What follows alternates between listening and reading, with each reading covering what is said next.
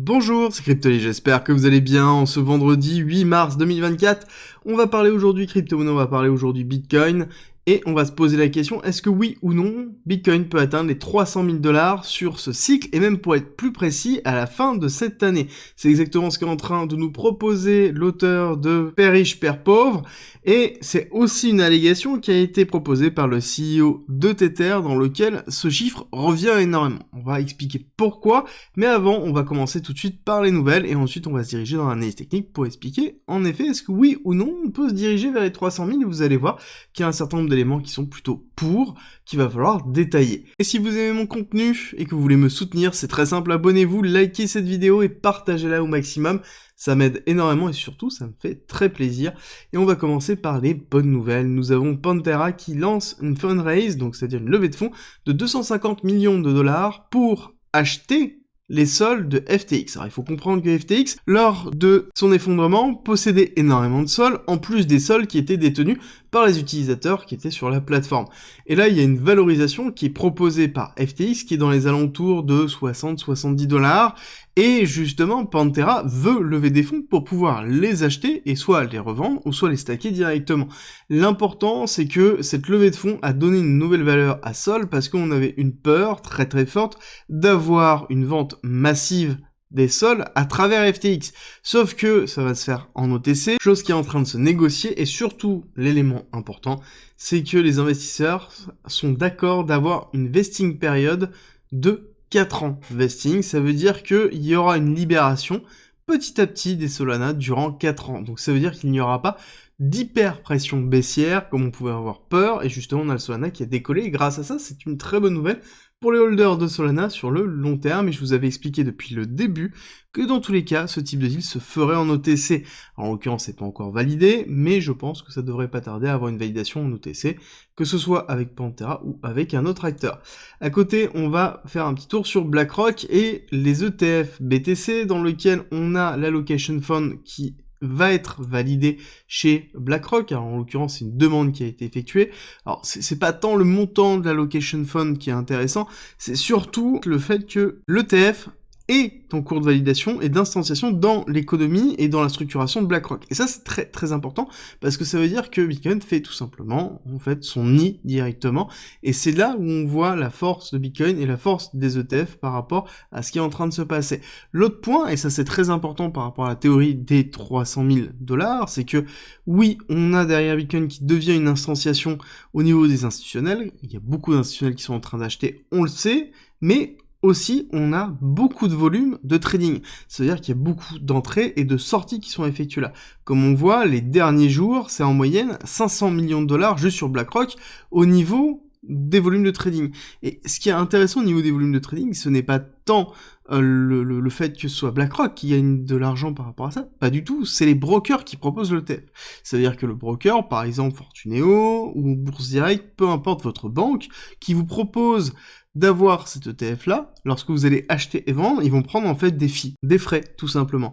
Et à la même image que Binance ou tout autre gros exchange comme BitGet qui liste des mêmes coins, c'est pas parce qu'ils ont une confiance dans le même coin, non pas du tout, c'est juste que tout simplement il y a beaucoup de volume, il y a de la demande, et eux ils se rémunèrent au volume de trading, donc en l'occurrence c'est ce qu'ils veulent, donc ils vont mettre quelque chose qui génère du volume. C'est exactement le même principe, donc on va retrouver les ETF qui vont être disponibles sur l'ensemble des plateformes de trading ou d'achat ou de vente d'ETF parce qu'il y a du volume, parce qu'il y a de la demande, et c'est un pas vers la mass adoption. Bien que le retail n'est pas encore sur les ETF, loin de là, on en discutera certainement samedi, mais c'est une des réflexions qui se trouve derrière ces 300 000 $ au niveau du BTC sur la fin de l'année. L'autre réflexion, c'est aussi ce qui s'est dit, on sait que la Fed va diminuer les taux, et du coup nous avons un discours de Powell qui est plutôt rassurant, qui est plutôt pro-économie, en disant qu'il n'est pas loin d'avoir la confiance totale nécessaire pour pouvoir diminuer les taux. À savoir que tout de suite après, on a eu la BCE qui a annoncé qu'on allait baisser les taux en juin. Je pense que la Fed, en juin aussi, sera dans une démarche de baisse des taux, voire même peut-être un petit peu après, mais on est vraiment très très proche, donc forcément on a eu une hyper réaction au niveau du marché économique, au niveau de la macroéconomique, on ira voir dans quelques instants, et forcément si on a une libération de capitaux, ça veut dire que, en effet, il y aura une partie qui va se diriger vers Bitcoin vers les ETF, parce que je vous rappelle que, par exemple, Fidelity a défini qu'il y allait avoir entre 1, 2 et 3% des ETF BTC, enfin du BTC, de Bitcoin, de crypto exactement, ils ont précisé de crypto, dans les portfolios qu'ils avaient proposés à leurs clients. Et ça c'est très important, surtout que on a derrière JP Morgan, toujours les analystes de JP Morgan, qui nous disent que ce n'est pas réaliste d'avoir dans les portfolios la même part de gold. Et ça, c'est très intéressant de comprendre pourquoi on a cette démarche-là, et ça, c'est un peu le go pour nous. On sait très bien que quand on a un analyste JP Morgan qui nous dit un sens, il faut complètement inverser sa phrase. Je pense que ça va être le cas, on va le regarder tout à l'heure, mais on a une bonne réaction entre le gold, qui a fait d'ailleurs un plus haut, là on va passer un petit peu de temps dessus rapidement, mais il faut comprendre que là, c'est pour moi la confirmation que oui, on va se diriger vers Bitcoin comme étant une forme de gold présent dans les portefeuilles des institutionnels, dans le portefeuille des retail et dans les family office, et c'est là où ça va être intéressant, et c'est là où on aura une hyper valorisation. Donc c'est un élément clé de la compréhension de cette possibilité des 300 000 $. En analyse technique, c'est déjà plus compliqué, mais vous allez voir qu'on a quand même des choses assez sympas. Juste petit point rapide macro, SP500, on continue à pousser fort. On a le gold qui a fait un nouvel ATH très fort, quelque chose dont je vous avais parlé déjà depuis octobre 2022, je crois, si j'ai pas de bêtises, dans lequel je vous avais expliqué qu'on allait faire certainement un uptrust pour récupérer la liquidité, avoir un rebond, et que si on ne cassait pas ce lot-là, bon, en l'occurrence, on allait continuer à repartir. On voit que on a eu l'UTAD derrière, et il va falloir voir est-ce qu'on ravale la mèche ou pas.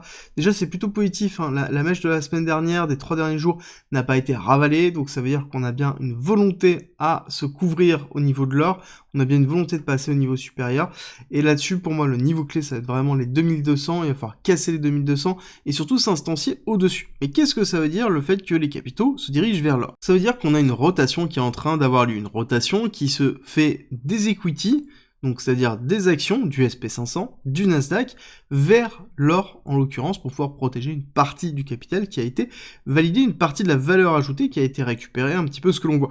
Donc est-ce que c'est une forme de couverture à un risque? Certainement, on sait très bien que mars est relativement compliqué par rapport à la crise régionale bancaire US, on sait qu'on a une instabilité avec les élections américaines, donc c'est normal qu'on ait de la couverture qui se fasse au niveau de l'or, au niveau des différents assets, et aussi potentiellement du BTC. Quand on regarde ici ce ratio BTC sur or, on voit bien qu'on a une surperformance du BTC, quand même depuis quelques semaines, mais on voit qu'on a une temporisation à partir du moment où on est arrivé dans ce bloc-là, qui est plutôt cohérent. Je vous rappelle que ce graphique-là, je vous l'avais présenté plusieurs fois, en vous disant qu'on allait avoir du mal à passer cette résistance. On le voit bien ici, on voit qu'on a eu du mal à passer cette zone-là, parce qu'on avait un rapport de force qui était très compliqué, et on voit qu'après on a accéléré, et là on se redirige dans une zone de résistance, qui est plutôt classique, de couverture aussi, mais ça veut dire que quand on a un ratio qui est plutôt stable, ça veut dire qu'on a une progression des deux qui est à peu près cohérente.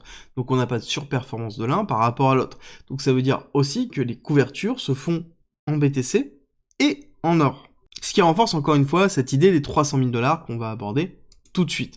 Juste avant, vous avez en commentaire en description ma stratégie simple pour pouvoir gérer vos achats, vos ventes, que ce soit en bull run, que ce soit en bear market, vous avez tous les éléments pour pouvoir réussir, c'est 100% gratuit, c'est en description et en commentaire.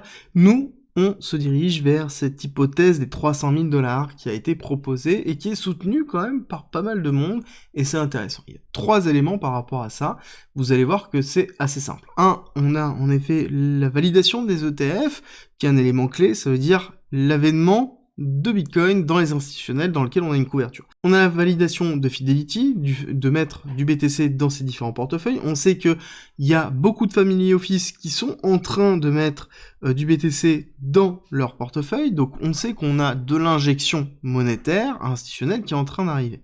On n'a pas encore le retail qui est en train d'arriver. Et on sait très bien que lorsqu'on a le positionnement des institutionnels, généralement ça sous-entend qu'on est early, donc on est en avance. Et c'est exactement ce qu'on est en train de voir maintenant. On a très peu de retail qui sont en train de rentrer, il y a des personnes qui sont en train de s'intéresser, mais on n'est pas encore sur cette vague d'hyper-accélération du retail. Alors, techniquement, là-dessus, ce qui est intéressant de voir, c'est que si on considère que l'on va faire les 300 000, ça veut dire qu'on va dépasser la progression de top à top qu'on a eu sur le cycle précédent, chose qui n'est jamais arrivée. D'accord ? Ça veut dire qu'on ferait du 300% en supérieur, alors que sur le cycle précédent, on a fait 250%, un petit peu moins de 250%. Pourquoi, déjà, on ferait plus que le cycle précédent? Il y a deux choses. Premièrement, c'est qu'on considère que le cycle précédent n'a pas été terminé. Et ça, je vous ai déjà abordé plusieurs fois. On peut considérer, et tout à fait logiquement, que le China Ban, le fait d'avoir eu cette cassure baissière ici, avec ici le bannissement de la Chine des mineurs de BTC, cette cassure très très forte a cassé l'accélération du bull run. D'accord, on aurait dû avoir encore quelques mois, voire quelques semaines, en fait, de bull run. Donc on aurait dû déjà, potentiellement, toucher les 100K, 110K par rapport au précédent cycle. Donc ça veut dire qu'on aurait fait des performances bien supérieures. Si on va chercher les 100K, on aurait été dans les 400, 450, 500% avant d'avoir notre bear market. Donc très important de noter ça. Deuxième chose, c'est qu'on considère que l'arrivée des institutionnels, donc l'arrivée du flux pur institutionnel, n'a pas eu lieu lors du précédent cycle, mais a bien lieu maintenant, et donc ça veut dire qu'on a un aspect de repricing très fort. Ça, je vais le développer vraiment dans la vidéo de samedi, donc de demain, dans lequel je vais revenir vraiment sur l'importance de cette notion de repricing, et qui va nous donner des targets qui sont très très élevés pour Bitcoin, et ça, c'est demain. Juste ce repricing entraîne une survalorisation de BTC, en tout cas une valorisation par rapport à l'équilibre l'offre-demande. Donc là-dessus, en effet, on pourrait aller chercher une target au-dessus des 250 000 $, et justement, c'est ces éléments-là qui sont dans cette représentation. Ça veut dire un rattrapage du cycle précédent, un flux des institutionnels qui est en train de rentrer, l'arrivée du pivot de la Fed, donc ça veut dire un rallumage des liquidités en dollars, et derrière, potentiellement, même, une crise de confiance sur les banques régionales américaines, et donc, derrière, les personnes qui se couvrent en investissant dans le BTC, donc une arrivée des retails supplémentaires durant ce cycle. Et c'est un petit peu l'idée qui est en train de se découvrir. Est-ce que c'est tout à fait envisageable? Oui. Est-ce que c'est 100% certain? Encore une fois, non. Il faut juste prévoir toutes les éventualités et surtout se préparer à avoir tort. Que vous ayez un biais en vous disant que là on va retourner à 10 000 $, que vous ayez un biais en vous disant qu'on va arriver à 300 000 $, l'important c'est pas tant ce que vous pensez, c'est ce que le marché va faire. Vous êtes incapable de pouvoir déterminer ce que le marché va faire, juste prévoyez les deux cas, prévoyez les situations, et justement je vous donne des clés pour faire ça dans la stratégie qui est en commentaire et en description. Ceci étant dit, on va retourner sur du court terme parce qu'il se passe pas mal de choses au niveau de BTC. Vous allez voir que on est toujours en train de grinder cette zone-là, donc on est dans une phase de respiration, on se dirige vers un retest de la TH. Encore une fois, quand on regarde vraiment court terme, on voit qu'on est allé chercher les liquidités, je vous en ai parlé notamment hier, des grosses liquidités qui se trouvaient au-dessus de cette zone-là, on avait un equal high, on allait forcément le chercher, on est allé chercher les liquidités, très peu de réactions baissières, vraiment très peu de réactions baissières, et on voit même qu'on maintient systématiquement les lots. Ça c'est très important parce que c'est une pattern qu'on connaît, qu'on a déjà vu dans toutes les accélérations haussières, c'est une pattern de compression de quoi? De compression de liquidité. Vous allez voir qu'il y a beaucoup de liquidités qui sont en attente. Deux choses intéressantes à voir, c'est qu'on a ici un RSI qui est en train de se structurer, d'accord, qui tient très très fort. Pareil, ça veut dire qu'on est en train de construire de la liquidité, donc ça nous confirme le biais qu'on est en train d'avoir. Cette liquidité, elle se trouve où? Elle se trouve un petit peu au-dessus, ok, elle se trouve un petit peu ici, mais elle se trouve aussi beaucoup là. Là-dessus, il y a deux éléments à prendre en considération. Un, le cluster de liquidation que l'on retrouve sur Kingfisher au niveau de 64 000, donc pareil, gros niveau qui est important, qui se trouve au niveau du 618 de retest, ici pour pouvoir repartir, donc c'est-à-dire une tendance à aller retester ici et repartir, qui est en même temps validée par la poche de liquidité que l'on retrouve ici, poche de liquidité qui est très importante et qui permettra de défendre ce niveau-là, d'accord? Les personnes qui sont positionnées ici, je peux vous dire qu'ils défendront le niveau qui est là. D'accord? Donc ça veut dire que là, on ne passera pas en fait le niveau des 61 000, et je pense que ce sera tellement défendu que les personnes qui ont positionné leur ordre là ne seront pas files, et ce sera en fait tout simplement quelque chose qui arrivera et qui repartira là, si on se dirige dans cette zone-là. Donc ça c'est un des scénarios qu'il faut prendre en considération. Dans les éléments qui sont plutôt positifs et qui sont peut-être un peu contre ce scénario-là, ça veut dire qu'on a, enfin quand je dis un peu contre, ça veut dire qu'on n'irait pas retester cette partie-là, c'est qu'on a un CVD spot qui est en train de repartir à la hausse, et surtout on a un maintien du CVD pair, où on voit qu'on maintient les plus bas, d'accord? Donc ça veut dire que le marché reprend une phase d'agressivité sans forcément derrière modifier l'order flow. Et ça c'est très important, c'est-à-dire que l'agressivité du marché est contrôlé, on n'a pas de funding rate qui est en train d'éclater à la hausse, donc on n'a pas de besoin d'hyper liquidation, on a les positions des top traders qui sont en train de se stabiliser, et on a ici l'open interest qui est en train de se stabiliser. Ça veut dire qu'on a bien une phase de restructuration, de réaccumulation qui est en train d'avoir lieu et qui est très positive. Ça veut dire que ici, on pourrait très bien avoir un petit retest dans cette zone-là, juste pour retester cette partie-là, pour repartir. D'accord? Il est très important de penser et de comprendre que, oui, on peut avoir un très gros retest là, et là, je pense que ce sera un très gros signal d'achat, mais on pourrait très bien juste tout simplement faire un petit lot ici et repartir.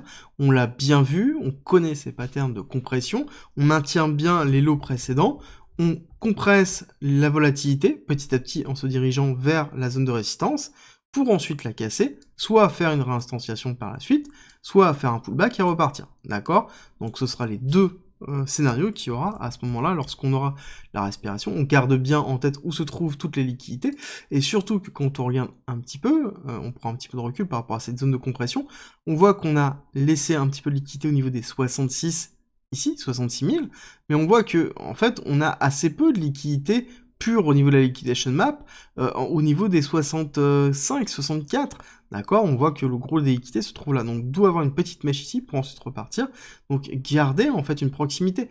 Comme on a vu la prise de liquidité qu'on a eu de cet equal high, on voit qu'on était juste chercher ce petit cluster, mais le gros cluster qui se trouve en haut, on n'est pas allé le chercher. Donc là pour moi ce serait plus prise de liquidité en bas très courte, pour ensuite aller chercher un petit peu au-dessus, et avoir une accélération relativement forte, pour essayer de faire un nouveau retest de cette résistance, et potentiellement la casser. Ce qui est intéressant, c'est que dans ces cycles de liquidité, on le voit bien aussi au niveau de la dominance, c'est-à-dire qu'on a bien une dominance qui est en train de ranger, on a bien un RSI au niveau de la dominance qui est en train de se diriger vers la partie basse, donc je pense que quand on va arriver dans cette zone-là, dans les 52,5, 52, on aura une réaction du BTC qui sera très explosif pour reprendre une partie de la dominance, et qui est en cohérence quand on regarde Ethereum sur BTC, on voit qu'on est en train de se rediriger vers ici les 0,06 de ce ratio qui est très important, qui nous montre la dominance de BTC par rapport à Ethereum, et là-dessus, quand on arrive dans cette zone-là, on sait qu'on est rejeté actuellement. Donc ça veut dire qu'on retournerait dans une phase d'hyperaction, d'hyperactivité de Bitcoin par rapport au reste du marché, et donc une nouvelle phase d'expansion avec une nouvelle tentative de rupture de la TH et s'instancier au-dessus des 70 000 $. On a terminé pour aujourd'hui, j'espère que cette vidéo vous a plu, si c'est le cas, n'oubliez pas avant de partir de me laisser un like, un commentaire, et de vous abonner si c'est pas déjà fait, et nous on se retrouve très vite pour une nouvelle vidéo.